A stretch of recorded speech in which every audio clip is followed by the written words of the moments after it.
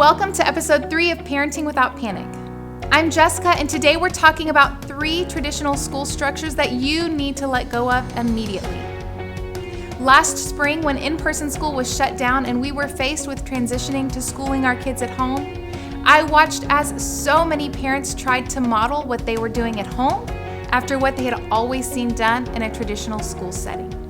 And this led so many people to frustration and a sense of failure because it just doesn't work. Schooling at home is very different and should look very different than the traditional in-person school model.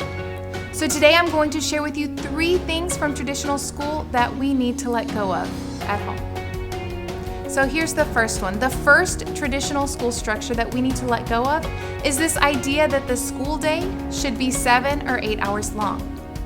While that may work for traditional school, it certainly does not work at home. And here is why.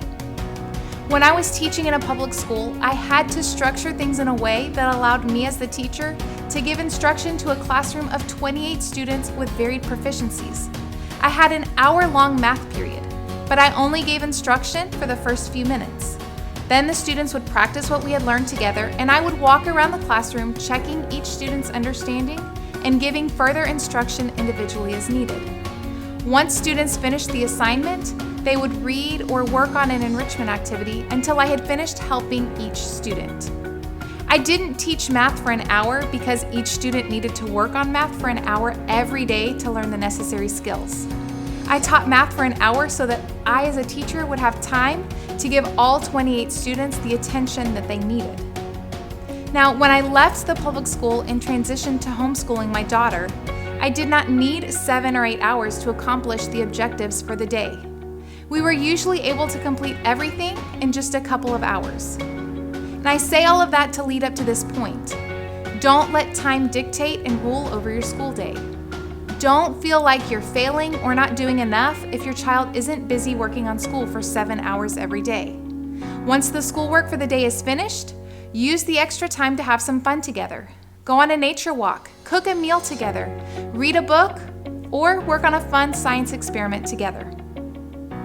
The second traditional school structure that we need to let go of is the idea that kids learn best at a desk with a teacher presenting information.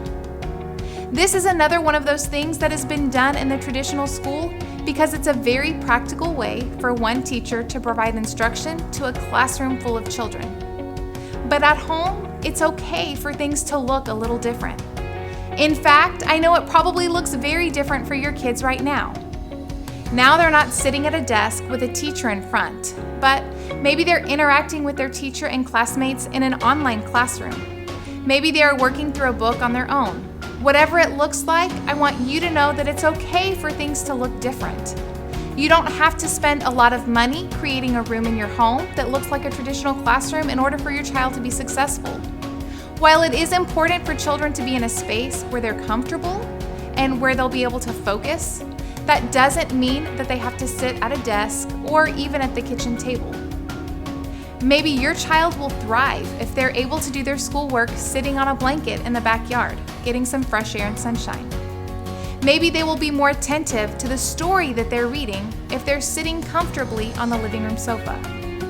Be at peace and know that it's okay that their learning environment looks different than a traditional school classroom.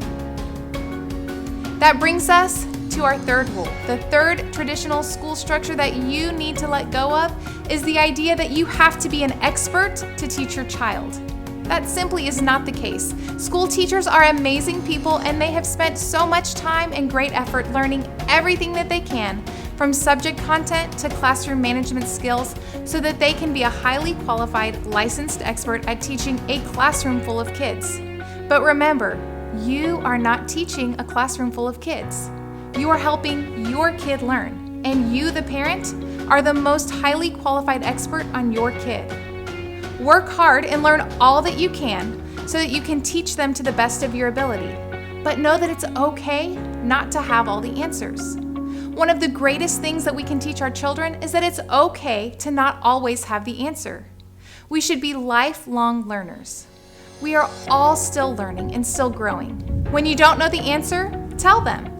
And then Let them walk with you through the process of learning and discovering the answer together. Thank you so much for joining me today for Parenting Without Panic. Be sure to join me next week as we talk about managing the stress of parenting. Subscribe to this channel and enable notifications so that you don't miss a single episode. And don't forget to click the link in the description below to register for our live Zoom calls. And if you know parents in your circle who would like to join our community, I invite you to share this video with them on social media so that they can be a part too. I would love to hear from you.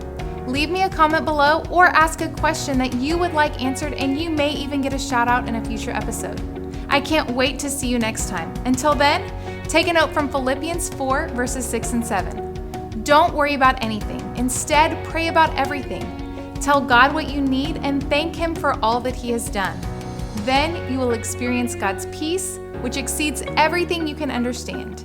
His peace will guard your hearts and minds as you live in Christ Jesus. See you next time.